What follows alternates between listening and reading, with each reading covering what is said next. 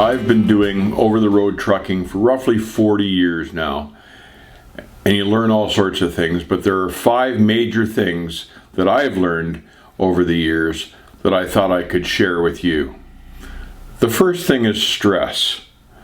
I always enjoyed the driving, don't get me wrong there, but there is stress involved in trucking. There's stress when you're in traffic. There's stress when you're looking for some place downtown and you can't find it and you're lost.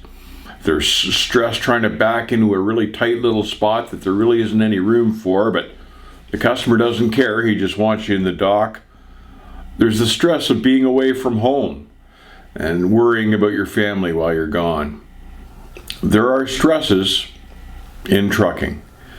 So one of the first things you need to do is learn how to handle that stress and take it in stride. The second thing you've got to learn to do is how to communicate and manage the people that you're dealing with.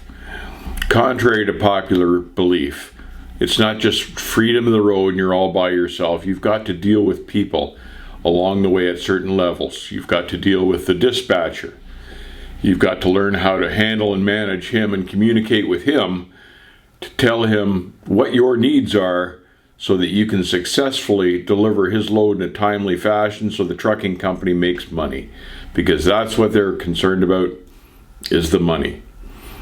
You've got to learn to communicate and manage your relationship with the customers so they're not leaving you out in the back 40 waiting to unload. You've got to use that time succinctly because a lot of times you're not getting paid for it or getting paid very little for the waiting time.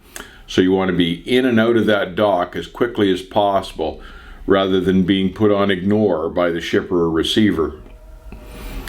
You've got to learn to communicate effectively with the shop, as a for instance, because shop time generally is unpaid downtime. So you want to get in and out of the shop as quickly as possible and learn to manage that downtime successfully to minimize it.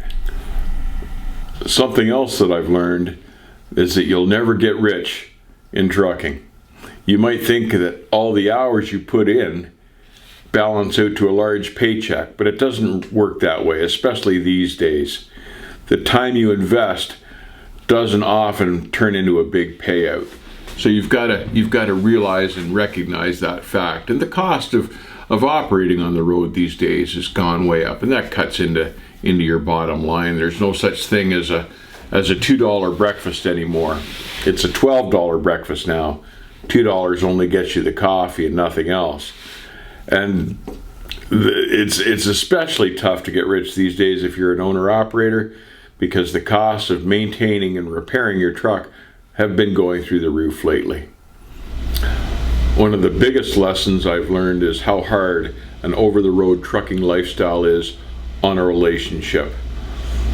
Generally, you're gone more than you're at home, and this puts a great deal of strain on your spouse because she's handling the managing and running of the household on top of the other things that she has to do, and she's taking care of the kids, taking care of the bills, doing all the jobs, mowing the lawn, you name it, she's got to do it while you're gone, and that's tough.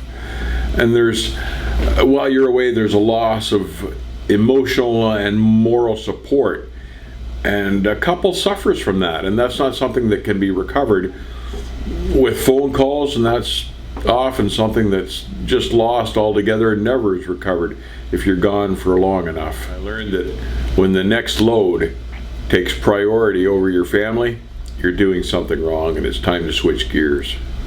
Finally, I've learned that while it can be tough sometimes to make a change, sometimes it's the best thing to do. The object of the game here is to put money in your pocket. So you've got to be working with a carrier that not only is making themselves money, but is making money for you as well. It's got to be a mutual relationship. And too often, especially these days, the carrier's making money, but the driver not so much. You've got to be compensated for all your time on the road, all your time away, because that's work time, let's face it. So if you find yourself in that position and you've met with the carrier and expressed your concerns about being paid for your downtime or waiting time or whatever that is, and you and the carrier don't seem to be able to work it out, it's time to start looking around and look for a better carrier, because there are better carriers out there that will pay you for your time, and your time is worth money. So while it's stressful to consider switching jobs, often it's the best thing, because you've got to make a good living at this. Don't let yourself stagnate at a carrier that's not treating you well or not paying you fairly just because you're afraid to move. Make the move. I've had to do it a few times in my career. Every time it's been beneficial. It's worked out. So I recommend it as a good thing if you're not happy and if you're not being paid what you're worth.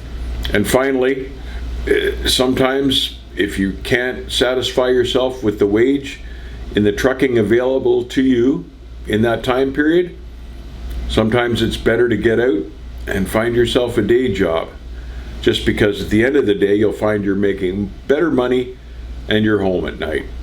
And quality of life is a very important thing. So my advice to you is, if you're in trucking for a career, consider these 5 things and learn to balance and deal with them accordingly. Because trucking truly is a good job, as long as you can manage the issues involved with it.